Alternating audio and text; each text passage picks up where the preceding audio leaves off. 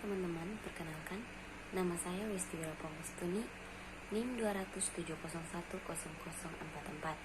Pada video kali ini saya akan membahas tentang penyakit paru obstruktif kronik atau yang biasanya disebut dengan PPOK. Di sini kita lihat yang pertama, yaitu pengertian dari PPOK. Penyakit paru obstruktif kronik atau PPOK merupakan suatu istilah yang sering digunakan untuk sekelompok penyakit paru-paru yang berlangsung lama dan ditandai oleh peningkatan resistensi terhadap aliran udara sebagai gambaran patofisiologi utamanya.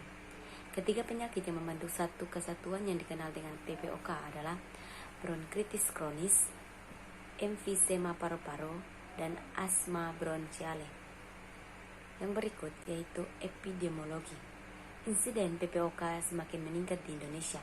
Menurut Risdeskas tahun 2018 didapatkan prevalensi penyakit paru obstruktif kronik atau PPOK di Indonesia sebanyak 3,7% dengan kebiasaan merokok sebagai penyebab utama. Kita lihat epidemiologi yang pertama, yaitu prevalensi perokok secara nasional.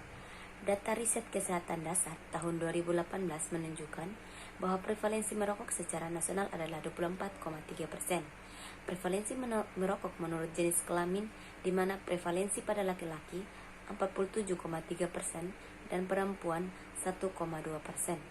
Menurut kelompok umur, prevalensi tertinggi pada usia 30-34 tahun sebesar 32,2%, sedangkan pada usia muda atau perokok pemula kurang dari 19 tahun sebesar 13,4%.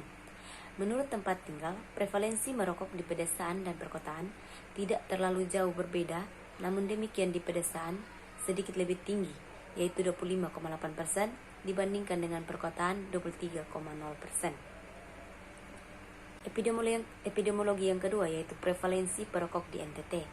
Menurut BPS Indonesia, prevalensi perokok di NTT tahun 2021 yaitu 27,22%, cenderung meningkat dari tahun sebelumnya yang sempat menurun menjadi 26,14%.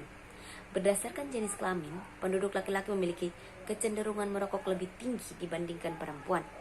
Hampir 31,4% penduduk laki-laki merupakan perokok dan perempuan hanya 2,1%.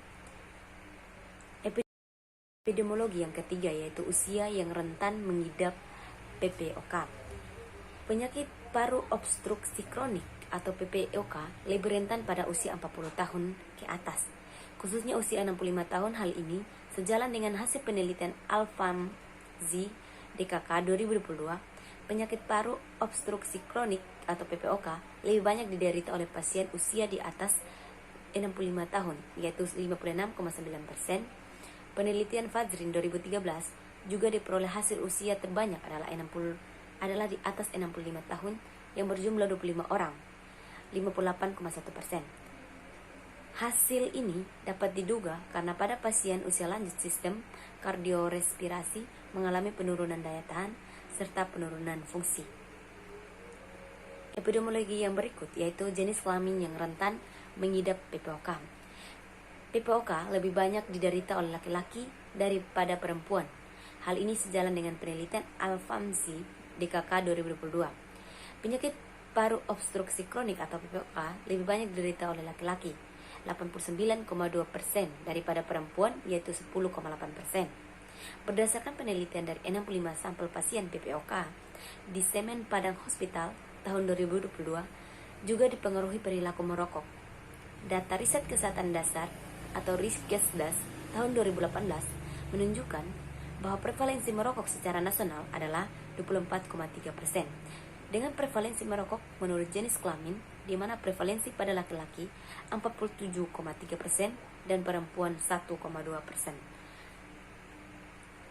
Berikut kita masuk dalam penyebab atau faktor risiko. Faktor risiko yang pertama yaitu rokok. Bahan kimia berbahaya dalam rokok dapat merusak lapisan paru-paru dan jalan nafas. Yang kedua yaitu usia. PPOK akan berkembang secara perlahan-lahan selama bertahun-tahun. Gejala penyakit muncul di usia 40 tahunan. Yang ketiga, pajanan polusi udara. Asap kendaraan bermotor, debu jalanan, gas buangan industri, asap obat nyamuk bakar, dan lain sebagainya. Yang keempat atau yang terakhir yaitu faktor keturunan. Jika mempunyai keluarga yang menderita PPOK, kita juga memiliki resiko untuk terkena penyakit yang sama. Yang berikut yaitu klasifikasi PPOK berdasarkan Spirometry Gold 2014. Di sini pada gambar ini teman-teman bisa lihat bagaimana klasifikasi PPOK. Kita lanjut yaitu tentang gejala penyakit paru obstruktif kronik. PPOK jarang menunjukkan gejala atau tanda khusus. Gejala penyakit ini baru muncul ketika sudah terjadi kerusakan yang signifikan pada paru-paru, umumnya dalam waktu bertahun-tahun. Terdapat sejumlah PPOK yang bisa terjadi dan sebaiknya diwaspadai, seperti dada terasa kaku, bunyi seperti siulan di dada, batuk berdarah yang tidak kunjung sembuh dan warna lendir dahak berwarna agak kuning atau hijau, kehilangan berat badan yang tidak disengaja, pusing, kelelahan, semburat biru pada kulit akibat pasokan oksigen berkurang, pembekakan telapak kaki dengan pergelangan kaki, napas terasa tersenggal-senggal saat beristirahat dalam kasus yang parah, napas tersenggal-senggal saat mengeluarkan tenaga. Yang berikut patofisiologi PPOK. PPOK disebabkan paparan saat berbahaya seperti asap rokok dan polusi udara, di mana paparan secara terus-menerus akan menyebabkan perubahan pada saluran nafas, perubahan jaringan parenkim paru dan pembuluh darah paru, di mana perubahan tersebut akan berakibat pada ketidaknormalan pertukaran gas di paru dan terganggunya fungsi perlindungan paru.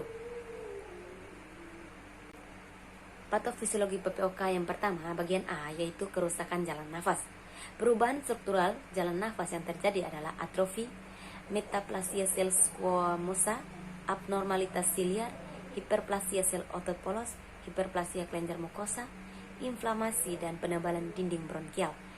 Inflamasi kronik pada bronkitis kronik dan emfisema ditandai dengan peningkatan jumlah sel limfosit T, CD8, neutrofil dan monosit atau makrofag. Sebagai perbandingan, inflamasi pada asma ditandai dengan adanya peningkatan sel limfosit T, CD4, eosinofil dan interleukin dan IL-5. Namun, hal ini tidak bisa digunakan untuk diagnosis karena ada kondisi asma yang berkembang menjadi PPOK. Yang kedua, yaitu yang bagian B, yaitu tentang kerusakan parenkim. Emfisema menyebabkan kerusakan pada struktural distal dari bronkiolus terminal. Struktural ini terjadi dari bronkiolus, ductus alveolus, dan saccus alveoli yang secara keseluruhan disebut asinus. Kerusakan alveoli akan menyebabkan gangguan aliran udara melalui dua mekanisme, yaitu dengan berkurangnya elastisitas dinding jalan nafas dan penyempitan jalan nafas. Terdapat 3 pola morfologik emfisema, yaitu sentrasinar, panasinar, dan distraasinar. Yang ke C, yaitu kerusakan pembuluh darah paru. Perubahan pada pembuluh darah paru berupa hiperplasia tunica intima dan otot polos akibat vasokonstriksi kronik dari artikel kecil paru yang dipicu oleh hipoksia. Yang berikut yaitu tentang program pengendalian dan pencegahan. Belum ada obat yang pasti guna menyembuhkan penyakit PPOK secara total. Pengobatan penyakit ini kebanyakan hanya bertujuan untuk menurunkan perkembangan penyakit, mengurangi gejala, serta mencegah kekambuhan. Kita lihat yang pertama yaitu program pengendalian PPOK. Yang pertama, penyuluhan KIE. Yang kedua, kemitraan. Yang ketiga, penemuan dan tata laksana kasus atau termasuk deteksi dini PPOK. Yang keempat, surveillance epidemiologi atau kasus termasuk kematian dan faktor risiko. Yang kelima, upaya peningkatan peran serta masyarakat dalam pencegahan PPOK melalui kajian aspek sosial budaya dan perilaku masyarakat, pemantauan, dan penilaian. Yang kedua yaitu pencegahan PPOK. Yang pertama, tidak merokok dan menjauhi orang yang merokok. Yang kedua, menghindari paparan polusi berlebih. Yang ketiga, berolahraga dan tetap melakukan aktivitas fisik. Yang keempat, konsumsi makanan yang mengandung antioksidan. Baik, sekian presentasi atau pemaparan materi dari saya. Terima kasih.